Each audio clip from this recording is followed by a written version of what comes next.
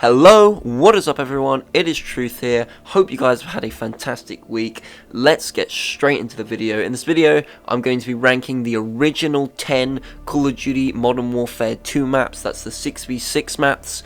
I'll be ranking all the original 10s. I'm not including any of the ones added in the new updates, just the original 10. I'm going to put a like goal on this video. I don't normally do this, but I am going to do this. If we could get one like in this video, I would be really appreciated. I'd really appreciate it. And one subscriber would be lovely. So thank you guys ever so much for watching. Please enjoy the content. At the number 10 spot for the worst map for Call of Duty Modern Warfare 2 2022, I have Santa Senor Border Crossing. This map is pretty much one massive straight highway in which it is completely jam-packed with cars that will always blow you up and kill you. I'm not joking when I say I believe I've been killed more times by some arsehole sat at the back of the map just lobbing grenades into this clusterfuck of cars than any other reason in this entire multiplayer map. Basically, the map is just filled with a bunch of cars, which makes it incredibly frustrating because more than half the time you were just dying to cars exploding and not enemies. The map also really takes a bad turn. If you do any game that is holding an objective, that's when the map becomes even worse because you're holding around cars, you can't even move around to escape them. Such as Hardpoint, I feel like it becomes quite an annoying bit to try and do. The map does have pass sections that you can run down, but in my opinion, they're not very good and they don't really work very well. So this is why it's going at number 10. At the number 9 spot, we have El Desierto. I really don't like this map. It's basically just one massive building with a bunch of nothing to the left of you, a couple buildings to the right, and then more nothing. My main problem with this map is the four corners of the map are pretty much completely dominated with snipers who just like to sit and camp in bushes. So any way of actually traversing the map that isn't straight through the massive building is sort of destroyed instantly because you'll just be sniped. Going into the building is also not very fun at all because one, there is so many campers, it's ridiculous. I'm talking so many arseholes that just sit around these doors and just shoot you with a shotgun, it's ridiculous. And two, because the map is much like the highway in the fact that it's pretty much one straight line with an upstairs that you just shoot across and just camp there for the whole game. Overall, I'd say it's a pretty bad map. However, the one thing I do like is it's got some nice natural cover. I do feel like it is fun to snipe on the map, but I just feel that you die far too quickly. At number 8, we have El Barrios Fortress. Now, a lot of people seem to like this map. It is very, big and open, and I do really like the movement and gunplay on this map. It feels very toned well. However, there are massive castle doors, well, I should say fortress doors. There are massive fortress doors on this map that are held better than Stamford Bridge. Which make the map very hard to traverse and keep the flow going as you get stuck on these doors that you're just shooting through and you're never really making any progress, as well as the main fortress area being really campy and just very hard to actually get into. There are also a lot of snipers that just shoot down from these rooftops, and normally I wouldn't have a problem with this, but my main issue with this is the minute you spawn, you're dying quite often. I'd say this map is very good for hardpoint and holding objectives, but gamers like Team Deathmatch and Free-for-All, it just doesn't really do it for me, and it doesn't feel like it was very well polished. Alright, just want to let you know we are now at the number 7 spot, so all maps going forward, I don't dislike any of them, I actually like all the maps going forward. So at number 7 we have Tarak. Tarak is a large desert-y map with lots of sniping positions. A lot of people didn't like this map because of how open it was, however I'd have to disagree. I really like a good balanced sniping map, and I feel like this is quite balanced. You still can use your shotguns and you can still use all your different classes, and you can still always see where the snipers are shooting you from, so I feel like it's very well balanced. The map has great positioning. I feel like the buildings are all positioned well enough so you can see each other from it, but it doesn't become a sweat fest. And I really just like how they had a dedicated map, or it felt like they had a dedicated map to sniping, so I really do appreciate that. However, it does lose some points for me in the fact that traversing around the map can get a bit frustrating after you're getting sniped quite a few times, so that's the only downside, I'd say, to Tarak. At number 6, I'm going to be placing Embassy. Embassy is a small map in the game with about 3 buildings which you can traverse around very easily. I'd say Embassy is probably the smallest map in the game. Well, it's definitely the smallest map out of the launch maps, I would say. I suppose that's right. And I do quite like Embassy. It gives me COD 2019 vibes, but in a good way. There's a lot of peeking, and there's a lot of like using doors and shooting around. But it does feel like it's one of the more smarter maps. You definitely have to be more tactical on where you place your UAVs, or rather not UAVs, but where you place your tactical weapons down and stuff like that, and where you're aiming and where you're shooting, as the enemies can flank you from a lot of positions. So if you get the right server, this is quite a fun map. This is also a very fun map to play free-for-all and hardpoint on.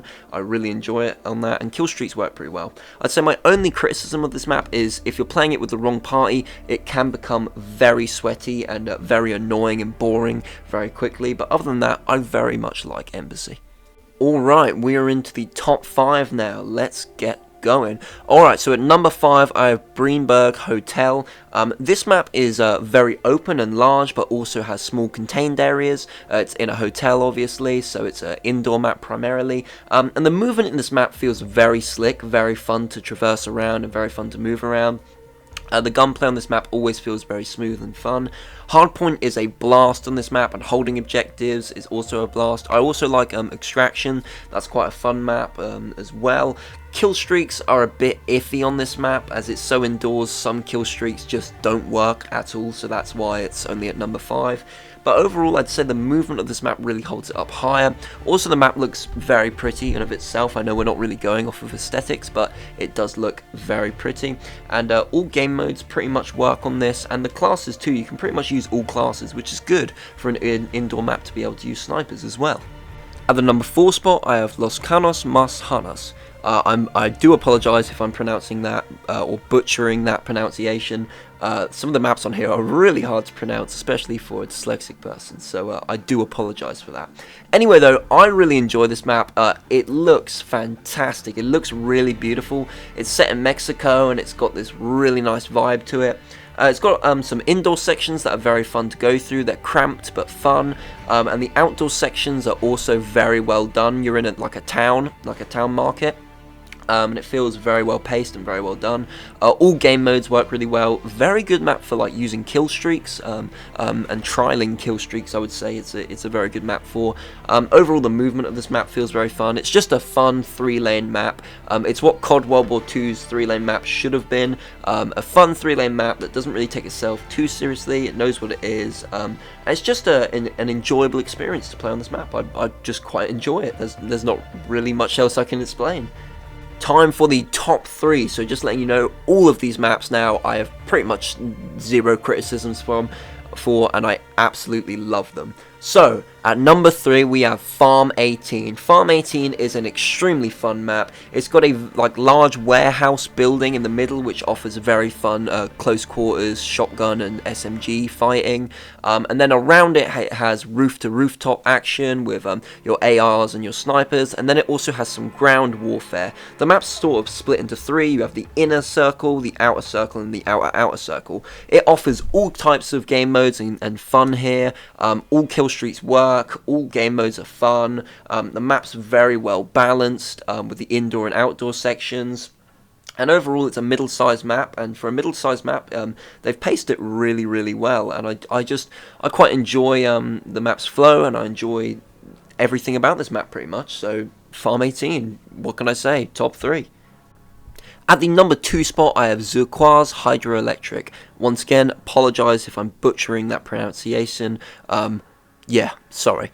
However, that's the number 2 spot. I really, really love this map. It's got an underwater section, and it actually works. I'm never really keen on fighting in water in Call of Duty games. I've just never really liked it. I think Black Ops 4 kind of left a bad taste in my mouth, or I just didn't really enjoy it very much. There were certain maps in that I did, but I didn't really enjoy it. However, really, really like it in this map. It's also quite an open map. The indoor sections are very limited, but are fun. There's like just a one short room that's normally dominated, but it's really fun.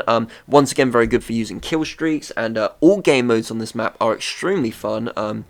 Hardpoint and free-for-all, in my opinion, as well as Team Deathmatch, is just also a very fun map. The movement of this map and the flow is great. I really love the traversal and the skill required to use this map. Overall, just a really solid map. At the number 1 spot, we have Crown Raceway. Crown Raceway is an extremely fun map, and I didn't know I would like it as much as I did. Once again, aesthetically and how the art design looks on this map is amazing. The map looks beautiful and it's done extremely well, with indoors fighting being long distance and short distance. For example, in the hallways it's very short, and that long room where you're fighting over the car section, repair, that's very long distance but very fun. The map is large and small, and the fact that it's a large map has close quarter sections. Outdoor sections are normally longer, however they are still very fun.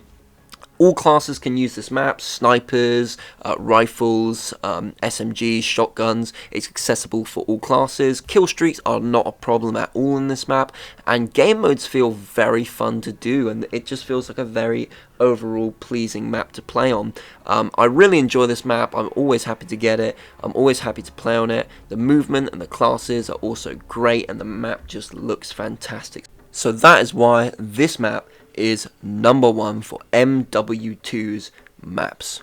Well, there you go. That has it. Crown Raceway wins this COD's map of the year for me anyway. I would say Crown Raceway is a fantastic map. It's very fun. It always is fun to play on, and yeah, I'm going to be doing videos like this more often, reviewing Call of Duty maps, the top 10 that first released, or the top 10 maps that first came out, and I will be reviewing them, and then I will be selecting a king of Call of Duty maps for that year. So the king of the Call of Duty maps for 2022's Call of Duty is Crown Raceway. There is your crown, Crown Raceway. That is your crown. This has been Truth Reviews. I hope you've had a fantastic day, a fantastic time watching this video. I will hopefully see you all in the next. Thank you all so much for watching. This has been Truth Reviews. Stay safe.